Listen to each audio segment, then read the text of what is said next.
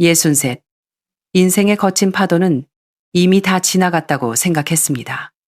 남은 생은 찻잔의 온기처럼 따스하게 음미하며 살면 될 줄 알았지요.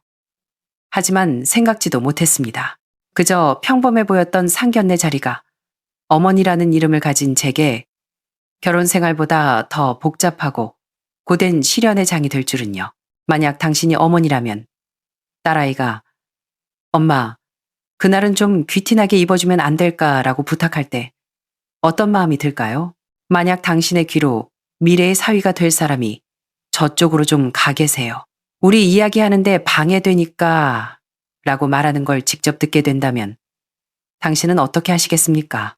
으리으리한 평창동 빌라의 거실, 가장 구석진 자리에 앉혀져 겉으로는 대우받는 듯하나 철저히 소외된 채 앉아 있을 때 당신은 침묵을 선택할까요?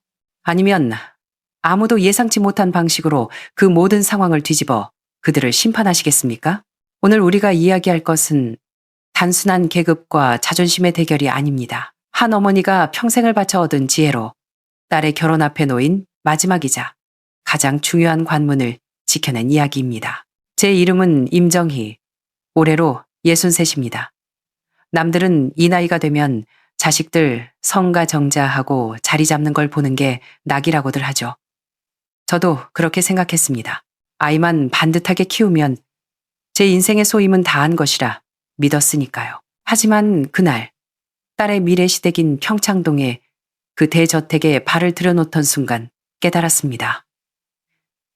인생의 시험은 나이가 들었다고 해서 비껴가지는 않는다는 것을요. 그리고 제가 손에 쥐었다고 생각했던 평온함은 때로는 물거품에 불과하다는 것을 말입니다. 그날 서울의 오후는 유난히 무더웠습니다. 택시기사님이 웅장한 백색 건물 앞에 차를 세워주셨죠. 저는 몇 년째 들고 다니는 낡은 에코백을 고쳐매고 보풀이인 베이지색 카디건을 여미며 깊은 숨을 내쉰 뒤 초인종을 눌렀습니다. 문이 열리고 딸 아영이가 나왔습니다. 엄마, 왔어! 제 가방을 받아드는 딸의 얼굴에는 긴장한 기색이 역력한 미소가 걸려 있었습니다. 저는 고개를 끄덕이며 딸을 따라 현관으로 들어섰습니다. 거실 소파에는 사돈이 될 장동철 회장과 이수진 여사가 텔레비전을 보고 있었고 사진으로만 봤던 예비사위 장도윤 군이 차를 우리고 있더군요. 훤칠한 키에 딱 떨어지는 셔츠. 과연 엘리트라 불릴 만한 모습이었습니다. 아영이가 조심스레 입을 열었습니다. 아버님, 어머님, 저희 엄마 오셨어요. 그리고 제게도 말했죠. 엄마, 도윤 씨 부모님이셔. 저는 인사를 건네기 위해 미소를 지으며 다가갔습니다. 하지만 제가 입을 떼기도 전에 도윤 군의 시선이 제 머리끝부터 낡은 단화가 신겨진 발끝까지 훑어내렸습니다. 그 눈빛에는 어떤 감정도 없었습니다. 마치 물건에 가치를 매기듯 차가웠죠. 그러고는 제 딸을 향해 무심하게, 아니 귀찮다는 듯 툭 내뱉었습니다. 아영아, 아주머니 저쪽 옆에 가서 계시라고 해. 우리 사업 얘기하는데 방해되지 않게. 그 짧은 한마디에 공기가 얼어붙는 것 같았습니다. 아영이의 얼굴이 하얗게 질리는 게 보였습니다. 입술을 탈삭이며 무언가 말하려 했지만 목소리가 나오지 않는 듯 했죠. 소파에 앉은 장 회장 부부는 텔레비전 화면에서 눈을 떼지도 고개를 돌리지도 않았습니다. 어쩔 줄 몰라 하며 미안함에 젖은 딸의 얼굴을 보면서 오히려 제 마음은 차분해졌습니다. 저는 딸에게 괜찮다는 듯 옅은 미소를 보내주었습니다. 사실 놀랍지도 않았습니다. 제가 오늘 굳이 이런 차림으로 이곳에 온 것은 바로 이런 대접을 제 눈과 귀로 직접 확인하기 위해서였으니까요. 이 모든 것은 일주일 전 아영이에게 걸려온 전화 한 통에서 시작되었습니다. 그날도 여느 때와 다름없는 오후였습니다. 주방에서 연근 갈비탕을 끓이고 있었죠. 전화가 울렸습니다. 아영이었습니다. 수화기 넘어 딸의 목소리는 주저하고 있었습니다. 엄마, 그게 할 말이 있어서. 가스불을 줄이며 손을 닦았습니다. 그래, 무슨 일인데 그렇게 뜸을 들여. 도윤 씨 부모님이 다음 주 주말에 집으로 초대하고 싶으시대. 그냥 가볍게 식사하면서 정식으로 인사 나누자고. 가슴이 철렁했습니다. 올 것이 왔구나 싶었죠. 저는 담담하게 대답했습니다. 그래, 알았다. 때가 되었으니 배워야지. 시간이랑 장소 보내주렴. 그걸로 통화가 끝날 줄 알았는데 딸은 잠시 침묵하더니 기어들어가는 목소리로 혹여 제가 상처받을까 조심스레 덧붙였습니다. 엄마, 그날 말이야. 옷 좀 신경 써서 입고 와주면 안 될까? 좀 귀티나게 싱크대에 기대어 창밖을 바라보았습니다. 창가에는 제가 오랫동안 키워온 난초가 조용히 꽃을 피우고 있었습니다. 왜 그러니? 아니, 엄마 오해하지 마. 도윤 씨 집안이 워낙 격식을 따지는 집이라서 그래. 우리가 너무 성의 없게 보일까봐 걱정돼서. 딸은 애둘러 말했지만 저는 알아들었습니다. 평생 교직에 몸담았다가 은퇴 후 소박하게 지내는 늙은 엄마가 딸의 눈에는 초라해 보였던 겁니다. 이 소박한 차림이 부자 시댁 앞에서 딸의 기을 죽일까봐 두려웠던 거죠. 전화를 끊고 나니 보글보글 끓던 갈비탕 냄새가 하나도 느껴지지 않았습니다. 딸에게 서운한 게 아니었습니다. 자식도 다 크면 자기 체면이 있고 사정이 있는 법이니까요. 제가 마음이 쓰인 건 딸의 목소리에 묻어나는 그 불안함이었습니다. 도대체 그 집안이 내 딸에게 어떤 압박을 주었길래 제 엄마에게조차 이렇게 조심스럽게 부탁해야만 했을까요? 그 집이 부자라는 건 알고 있었습니다. 건설사를 운영한다고 했죠. 저는 그때 아영이에게 딱 한마디만 했습니다. 집안 배경보다 중요한 건 사람 됨됨이다. 아영이는 도윤 씨가 좋은 사람이라고 했지만 저는 늘 한구석에 의구심을 품고 있었습니다. 돈에 잠식된 사람들의 마음을 너무 많이 봐왔기 때문입니다. 그날 밤 잠을 설쳤습니다. 일찍 떠난 남편, 아영이, 아빠 생각이 났습니다. 그는 제게 많은 재산뿐만 아니라 중요한 가르침을 남겨주었습니다. 여보, 거칠에는 다 허상이야. 내면의 풍요와 뼛속 깊이 박힌 자존감만이 진짜 당신의 것이야. 일주일 동안 제 마음속에 한 가지 계획이 자리 잡았습니다.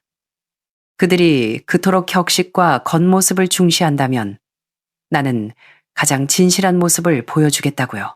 존경받는 교수도 숨겨진 자산가도 아닌 그저 평범하고 초라해 보이는 늙은 은퇴 교사로서 그들을 마주하기로 했습니다. 그때 그들이 어떤 얼굴로 나를 대하는지 내 딸을 위해 마지막으로 확인해야 했습니다.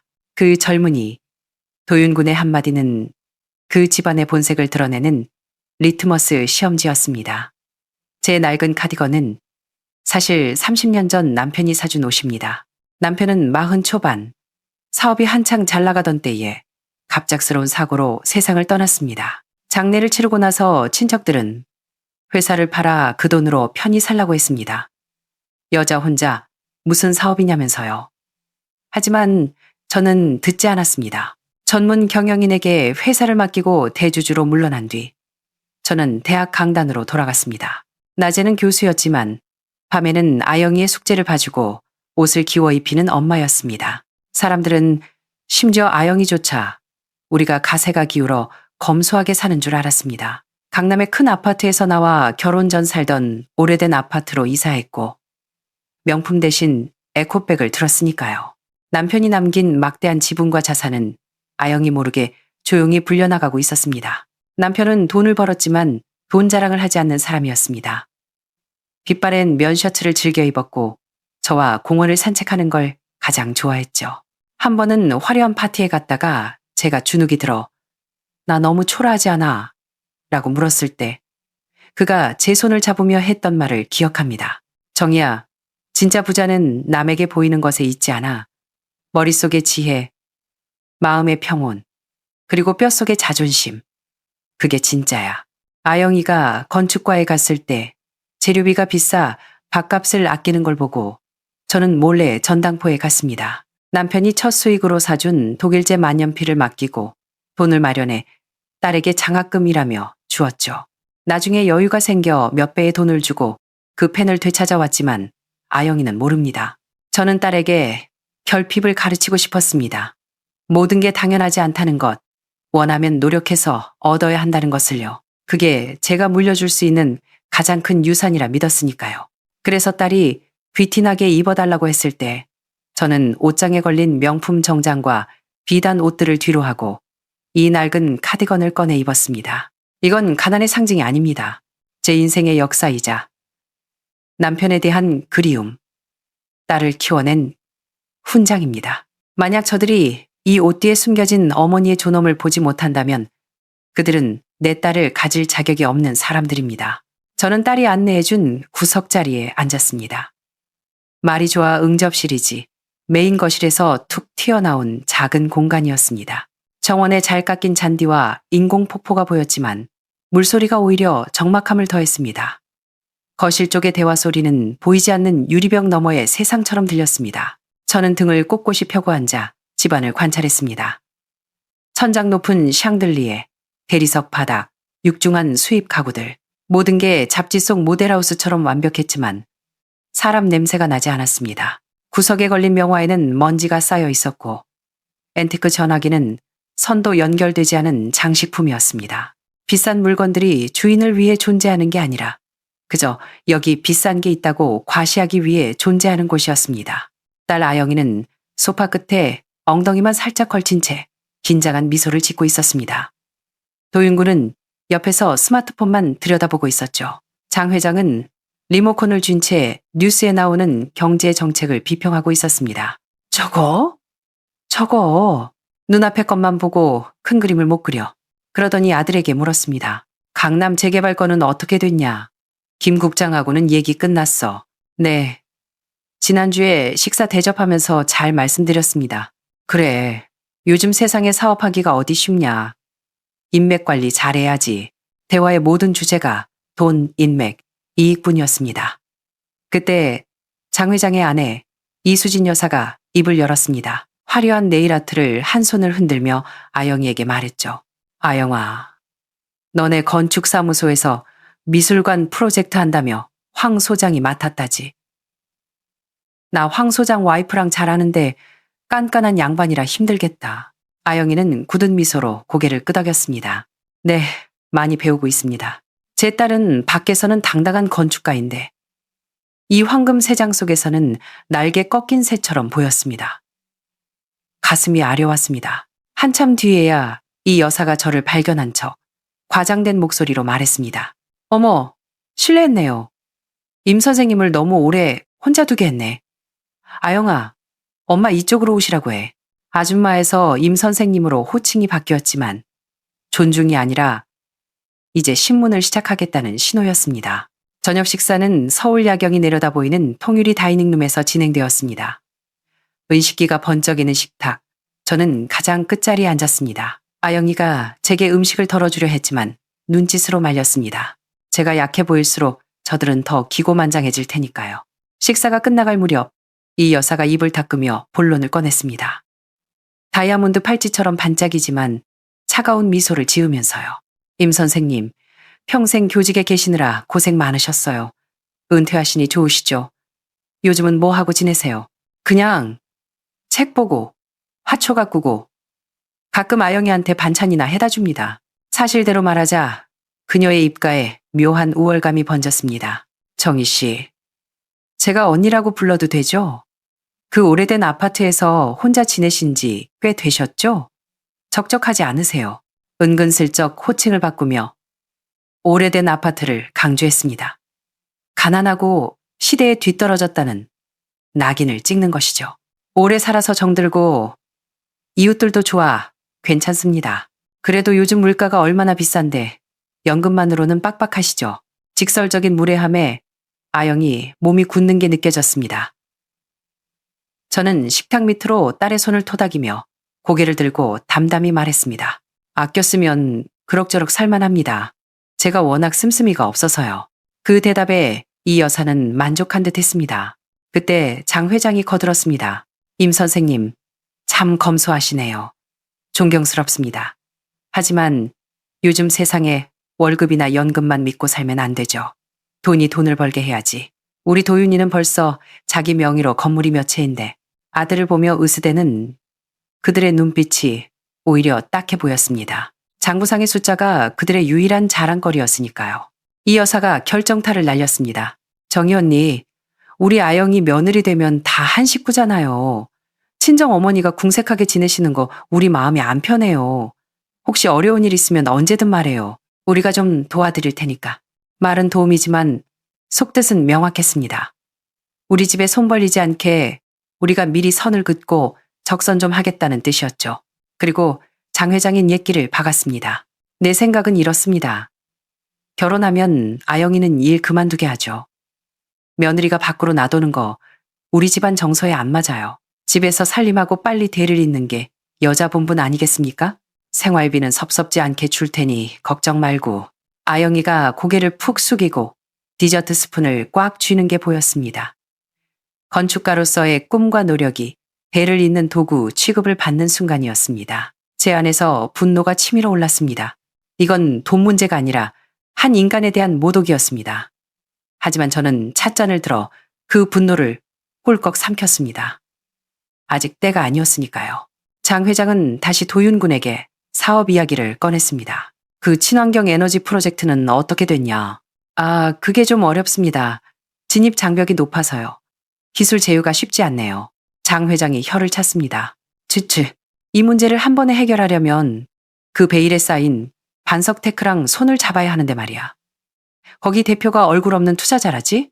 만나기만 하면 우리 그룹이 날개를 달 텐데 만날 방법이 없네. 반석테크. 그 네 글자가 장동철 회장의 입에서 나오는 순간 저는 헛웃음이 터질 뻔했습니다. 고개를 숙여 찻잔으로 입을 가렸죠. 이 여사가 맞장구를 쳤습니다. 그 전설적인 반석테크요? 정말 아무도 그 대표를 본 사람이 없다면서요. 그러게 말이다. 그 사람의 안목이 보통이 아니라는데. 우리 같은 사람들은 명함도 못 내밀 거다. 반석. 제 남편 이름의 뜻과 제 이름의 한 글자를 따서 만든 회사. 남편의 유산으로 제가 처음 투자해 키워낸, 지금은 업계의 거목이 된 회사. 바로 제 회사였습니다. 제 딸의 꿈을 가두려 하는 이 사람이 지금 제 딸의 가장 든든한 뒷배인 저를 그토록 간절히 원하고 있다니. 세상 참 아이러니하지 않습니까? 저는 천천히 찻잔을 내려놓았습니다. 이제 제 차례였습니다. 장 회장님, 제가 입을 열자 식탁의 시선이 집중되었습니다. 말씀 들어보니 동철그룹이 건설에서 에너지 쪽으로 사업을 확장하시려는 모양이네요. 장 회장은 뜬금없다는 듯 건성으로 대답했습니다. 네, 미래 먹거리니까요. 저는 마치 독서 모임에서 이야기하듯 편안하게 말을 이었습니다. 저도 얼마 전에 잡지에서 읽었는데 그쪽 산업의 진짜 문제는 기술이 아니라 지속 가능한 수익 모델이라고 하더군요. 장 회장의 눈썹이 꿈틀했습니다. 반석테크의 기술은 훌륭하지만 히토류 원자재 공급망이 해결되지 않으면 생산 단가를 맞출 수 없어요. 그러면 아무리 기술이 좋아도 실험실 수준에 머물 수밖에 없죠. 제 말이 맞나요? 식탁 위에 정적이 흘렀습니다. 은퇴한 여교사가 공급망과 상용화 문제를 논하다니요. 이건 도윤군의 기획서에도 없던 그들이 골머리를 앓던 핵심 문제였습니다. 장 회장의 눈빛이 달라졌습니다. 경시하던 눈빛이 의심과 경계 그리고 탐색으로 바뀌었습니다. 임 선생님, 그쪽 분야에 대해 좀 아십니까? 저는 손을 내저으며 겸손하게 웃었습니다. 강단에서 학생들을 대하던 그 미소로요. 에이, 제가 뭘 알겠습니까? 그냥 은퇴하고 심심해서 이것저것 읽다 보니 주워들은 거죠. 머리 굳지 않으려고요. 하지만 다시 미끼를 던졌습니다. 그 공급망 이야기는 제 옛 친구가 해준 얘기예요. 그쪽 업계에 오래 있었던 친한 친구인데 차 마시며 푸념하는 걸 들었거든요. 오늘 마침 그 얘기가 나오길래 저는 옛 친구라는 가상의 인물을 만들었습니다. 제가 정보를 아는 이유를 설명하면서도 동시에 저의 배경에 대한 궁금증을 증폭시키는 장치였죠. 장 회장은 더 이상 묻지 못했습니다. 하지만 그때부터 저를 대하는 태도가 완전히 달라졌습니다. 더 이상 연금이나 낡은 아파트 이야기는 나오지 않았습니다. 대신 문학과 교육에 대해 정중하게 질문하며 저를 파악하려 애썼죠. 저녁 식사가 끝나갈 무렵 분위기는 미묘하게 역전되어 있었습니다. 저는 자리에서 일어나 옷매무새를 다듬었습니다. 시간이 늦었네요. 이만 가보겠습니다. 융숭한 대접 감사합니다. 그때 이 여사가 다급하게 안방으로 뛰어가더니 붉은 벨벳 상자를 들고 나왔습니다. 주도권을 뺏긴 것 같은 불안감을 돈으로 만회하려는 속셈이었죠. 정희 언니, 그냥 보내기 서운해서요. 작은 성의예요. 그녀가 상자를 열자 최상급 비치 팔찌가 영롱한 빛을 뿜어냈습니다. 누가 봐도 고가품이었습니다. 아영이가 숨을 들이켰고 도윤군은 으쓱해했습니다. 이 여사는 제가 감동하거나 당황할 거라 예상했겠지만 저는 덤덤한 눈으로 그 팔찌를 바라보았습니다. 그리고 손을 대지 않은 채 상자를 다시 그녀 쪽으로 밀었습니다. 마음은 감사합니다만 너무 귀한 거라 받을 수 없네요. 아니 왜요? 우리 성의인데. 당황한 그녀에게 저는 옛 이야기를 하듯 부드럽게 말했습니다. 이 팔찌 참 곱네요. 15년 전쯤 제 남편이랑 홍콩 소더비 자선 경매에 갔을 때 낙찰받았던 거랑 아주 비슷해서 놀랐어요. 숨 막히는 정적이 흘렀습니다. 제 것은 안쪽에 구름 같은 작은 무늬가 있어서 남편이랑 저만의 표식으로 삼았거든요. 이건 너무 완벽해서 나중에 제가 제 것과 헷갈릴까봐 걱정이 되네요. 홍콩 소더비 15년 전. 이 단어들이 주는 무게감은 비취 팔찌의 가격을 훨씬 뛰어넘는 것이었습니다. 내가 당신들보다 훨씬 오래전부터 당신들이 닿지 못한 세계에 있었다는 것을 우아하게 증명한 셈이었죠. 장 회장은 찻잔을 든 채 굳어버렸고 이 여사의 얼굴에서는 핏기가 사라졌습니다. 도윤군은 입을 벌린 채 저를 쳐다보았습니다. 저는 정중히 인사를 하고 딸과 함께 그 집을 나왔습니다. 돌아오는 차 안 아영이는 운전대를 잡고 한마디도 하지 않았습니다. 하지만 저는 딸의 마음속에서 폭풍이 일고 있다는 걸 알았습니다. 집 근처 골목길, 신호대기 중에 딸이 핸들에 고개를 묻고 흐느끼기 시작했습니다. 엄마, 딸이 붉어진 눈으로 저를 보며 물었습니다. 왜? 왜 한 번도 말 안 했어? 엄마가 그런 사람이라는 거. 나랑 도윤 씨, 저 사람들 앞에서 왜 바보같이 당하고만 있었어? 내가 얼마나 비참했는지 알아. 저는 휴지를 건네며 딸의 손을 잡았습니다. 아영아, 어릴 때 들려준 소금 이야기 기억나니? 왕이 막내딸에게 쫓겨났다가 소금 없는 음식을 먹고서야 소금의 소중함을 깨달았다는 이야기. 딸이 고개를 끄덕였습니다. 엄마는 네가 만나는 사람이 네 배경에 황금이나 다이아몬드 때문이 아니라 너라는 사람 그 자체, 소금 같은 존재인 너를 사랑하길 바랐어. 저는 말을 이었습니다. 아빠가 남긴 유산. 엄마가 더 크게 불려놨다. 하지만 그 돈은 너를 자유롭게 하기 위한 것이지 너를 또 다른 황금 감옥에 가두기 위한 게 아니야. 네가 가진 것 때문에 대접받는 게 아니라 내 힘으로 존중받는 삶을 살길 바랐어. 그래서 엄마는 이렇게 사는 거야. 한참을 울던 아영이가 눈물을 닦고 고개를 들었습니다. 눈빛이 맑아져 있었습니다. 엄마, 나 알 것 같아. 오늘 봤어. 그들이 엄마를 무시할 때의 모습과 엄마의 힘을 엿봤을 때 비굴해지는 모습을. 나 다시 생각해야겠어. 3일 뒤 아영이와 도윤군이 저희 집을 찾아왔습니다. 도윤군의 얼굴은 초췌했지만 눈빛은 달라져 있었습니다. 도윤군은 제 앞에 서서 90도로 깊이 허리를 숙였습니다. 어머님, 죄송합니다. 그는 진심으로 참회하고 있었습니다. 자신의 무례함뿐만 아니라 부모님의 배경을 믿고 타인을 평가했던 자신의 비겁함을 깨달았다고 했습니다. 아영이는 도윤군의 손을 잡고 말했습니다. 도윤 씨, 사랑하는 마음은 변함없어. 하지만 우리 결혼은 미루자. 나도 독립해서 내 힘으로 일어설 거고 도윤 씨도 아버님 그늘에서 벗어나서 진짜 장도윤이 어떤 사람인지 증명해줬으면 좋겠어. 빈털터리가 되어도 좋아. 당신 스스로 서는 모습을 보고 싶어. 도윤군은 충격을 받은 듯 했지만 이내 아영이의 손을 마주 잡으며 고개를 끄덕였습니다. 알겠어. 그렇게 할게. 그 후 1년이 지났습니다. 아영이는 작은 빌라 2층을 얻어 독립했습니다. 반석테크의 자금도 장 회장의 후광도 없이 맨몸으로 부딪히고 있죠. 밤새 도면을 그리며 힘들다고 투덜대지만 눈은 살아있습니다. 도윤군도 아버지 회사를 나와 친구들과 창고 같은 사무실에서 친환경 자재 사업을 시작했습니다. 땀에 젖은 티셔츠를 입고 현장을 뛰는 그는 더 이상 귀공자가 아니지만 훨씬 단단해 보입니다. 지난 주말 두 아이가 저를 데리고 지방의 한적한 곳으로 갔습니다.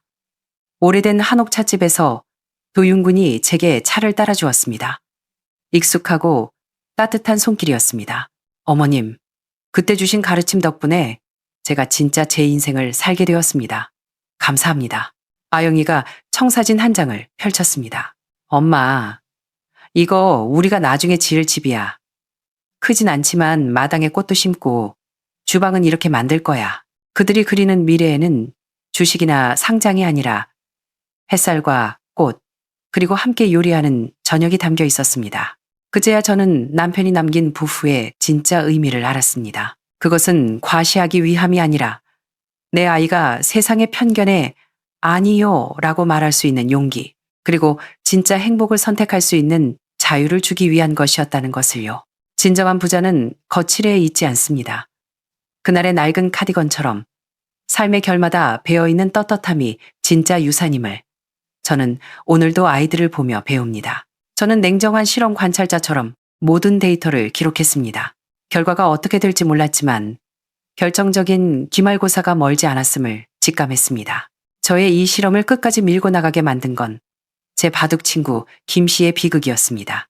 김 씨는 전형적인 한국의 아버지였습니다. 목소리 크고 약간의 허세가 있고 자식 자랑을 낙으로 삼는 우리 아들 대기업 다니잖아. 연봉이 1억이 넘어 지난주 생일에는 용돈을 100만 원이나 주더라니까. 내가 돈 필요 없다고 해도 굳이 주네. 사실 김 씨는 자기 노후 자금 대부분을 아들 집 장만하는데 보태준 사람이었습니다. 자식이 노후 대책이지 뭐 있나 라며 큰 소리 쳤죠.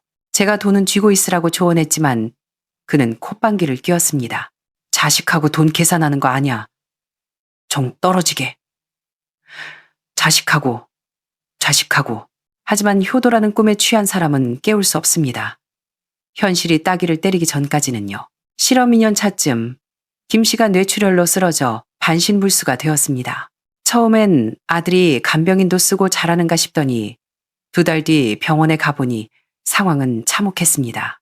병실엔 지린내와 약 냄새가 진동했고 김 씨는 덥수룩한 수염에 초점 없는 눈으로 누워 있었습니다.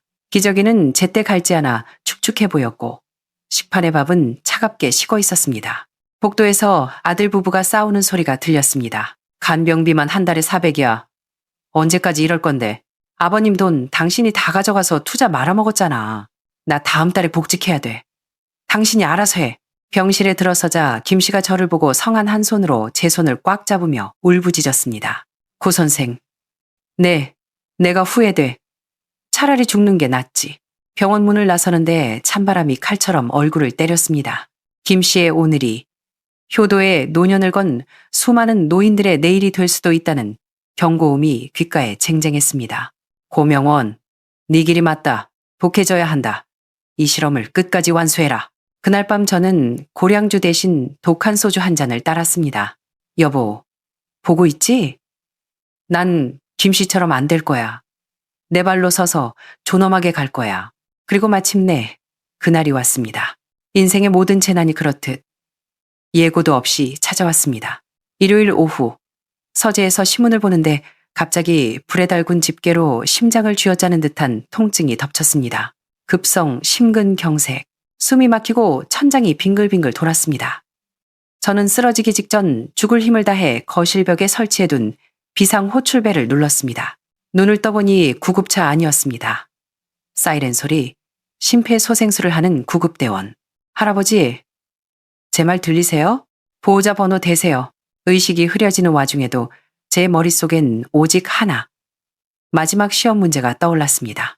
저는 쥐어짜듯 말했습니다. 큰아들, 고민한 전화해. 구급대원이 제 휴대폰을 찾아 전화를 걸었습니다. 여보세요? 고민한 씨입니까? 부친께서 심근경색으로 위독하십니다. 지금 대학병원으로 이송 중이니 빨리 오세요. 그리고 저는 의식을 잃었습니다. 긴 꿈을 꾸었습니다. 학교 운동장에 서 있는 꿈이었습니다. 다시 눈을 떴을 때 하얀 천장과 소독약 냄새가 났습니다.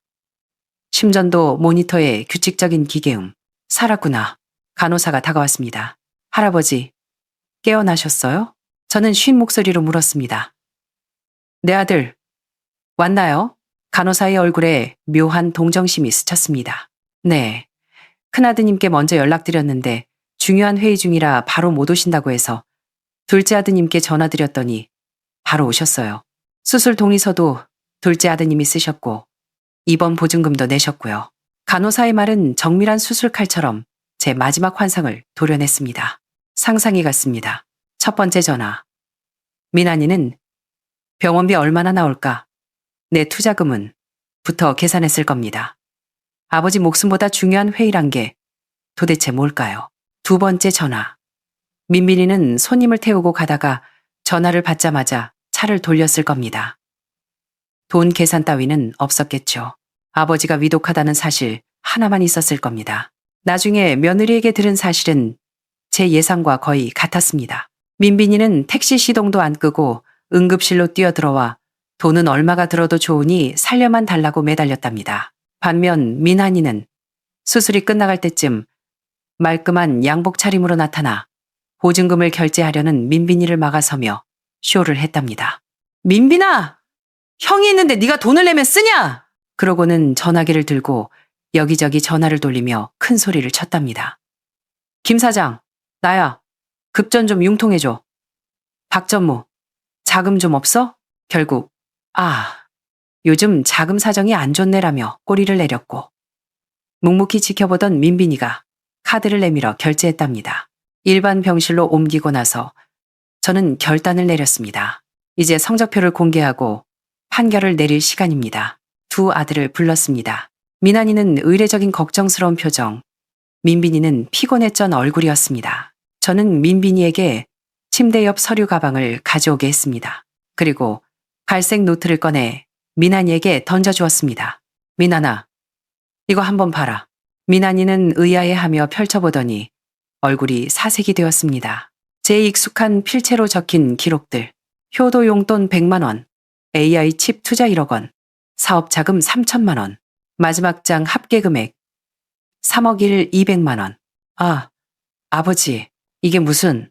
저는 대꾸도 안 하고 파란색 노트를 민빈이에게 주었습니다. 노무비 100만 원, 출근 사회 12시간, 비고, 홍시 한 상자, 생일 케이크 정. 병실은 숨막히도록 조용했습니다. 저는 있는 힘을 다해 30년 전 전교생 앞에서 훈화하던 학생부장의 목소리로 말했습니다. 나, 고명원, 오늘 너희 둘 앞에서 정리를 하겠다. 고개를 숙인 민환이를 보며 말했습니다. 민환아, 지난 2년 네가 말로 한 효도 다 들었고 기록했다. 네가 그린 장밋빛 미래도 잘 봤다. 하지만 그것들이 내가 심근경색으로 쓰러졌을 때 수술 동의서에 서명해주진 않더구나. 병원 보증금이 되어주지도 않았고 네가 가져간 3억 원 넘는 돈 안 돌려받겠다. 사기죄로 고소도 안 한다. 그건 내 마지막 부성애다. 하지만 너는 나를 무한리필되는 현금 인출기로 취급했다.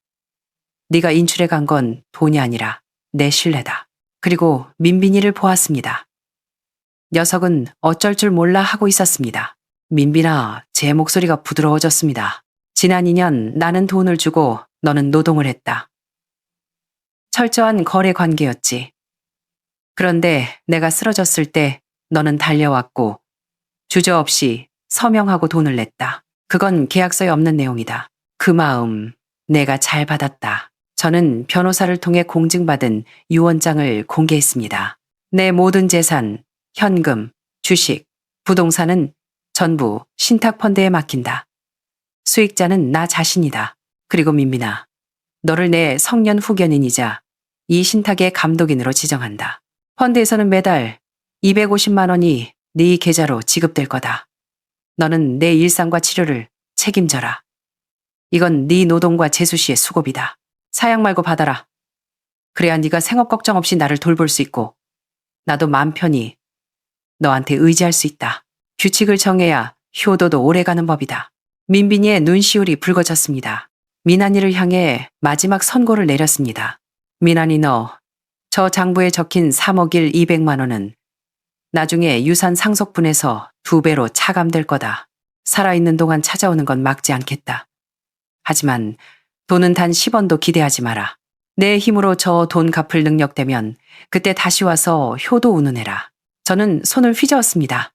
다들 나가봐라. 쉬고 싶다. 실험은 끝났습니다. 결과는 잔인했지만 명쾌했습니다. 저는 이 시험에서 스스로에게 합격점을 주었습니다. 제가 지혜로워서가 아니라 허황된 약속 대신 제가 설계한 시스템을 믿기로 선택했기 때문입니다. 1년 후 어느 가을날, 날씨가 기막히게 좋은 날입니다. 저는 휠체어에 앉아 있고 민빈이가 저를 밀어주며 손자와 함께 공원 산책로를 걷고 있습니다. 민빈이는 제가 주는 월급과 자기 돈을 합쳐 더 넓고 편한 카니발 밴으로 차를 바꿨습니다. 수입이 안정되니 밤샘 운전을 안 해도 되고 아내 얼굴에도 웃음이 늘었습니다. 며느리는 매주 아내가 해주던 맛이 나는 국을 끓여보냅니다. 미나니도 가끔 오지만 더 이상 헛소리는 안 합니다. 그저 조용히 사과나 깎다가 갑니다. 어색하지만 안전한 거리 딱 좋습니다. 공원에서 김 씨를 만났습니다. 상태가 안 좋아져 외국인 간병인의 휠체어에 실려 있더군요. 친구 박 씨가 저를 보며 부러워했습니다. 고 선생은 복도 많아. 효자 아들이 저렇게 끔찍하게 챙기니. 저는 웃으며 손자와 연을 날리는 민빈이의 믿음직한 등을 바라보았습니다. 복은 무슨. 내가 바꾼 거야. 바꿔? 뭘로? 내 남은 가치와 아버지로서의 마지막 냉철함으로 내 노년의 품위와 바꾼 거지. 박 씨는 이해가 안 간다는 표정이었지만 저는 압니다. 효도는 정친이라 주면 고맙고 안 주면 그만이지만 교화는 의무라 확실하다는 것을 우리는 부모로서 먼저 자신의 본분을 지키고 그 다음에 자식의 정을 기대해야 합니다. 그래야 비참해지지 않습니다. 교환의 핵심은 돈이 아니라 서로의 가치를 인정하고 인격을 존중하는 것입니다. 그 공정한 바탕 위에서 피어나는 사랑이야말로 진짜 단단한 사랑 아닐까요? 하늘 높이 날아오르는 손자의 연을 봅니다. 사람이 늙으면 보이지도 않는 효심이라는 연주를 잡으려 애쓰지 마세요. 너무 불확실하잖아요. 차라리 내 손에 쥔 튼튼한 지팡이를 믿으세요. 그래야 느리더라도 끝까지 존엄하게 걸어갈 수 있습니다. 이것이 제 인생 마지막 실험의 결론입니다. 여러분은 고 선생님의 이 냉정하고도 지혜로운 선택을 어떻게 보셨나요? 이것은 삭막한 거래일까요? 아니면 현명한 생존 전략일까요? 여러분의 생각이나 경험이 있다면 댓글로 나눠주세요. 구독과 좋아요, 그리고 공유는 더 많은 분에게 삶의 지혜를 전하는 힘이 됩니다. 감사합니다.